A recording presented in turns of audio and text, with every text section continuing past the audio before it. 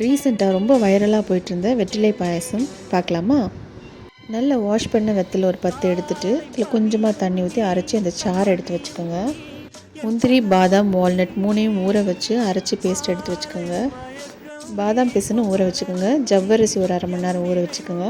பால் நல்லா சுண்ட காய்ச்சிடணும். 1 லிட்டர் பால் 1/2 லிட்டர் ஆற அளவுக்கு காய்ச்சிடணும்.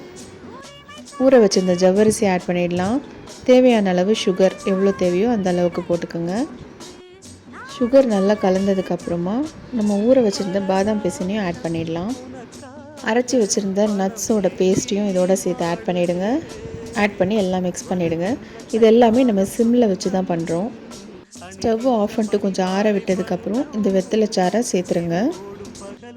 பாதாமும் பம்கின் சீட்ஸும் நான் ஆட் பண்ணியிருக்கேன் கார்னிஷ்காக.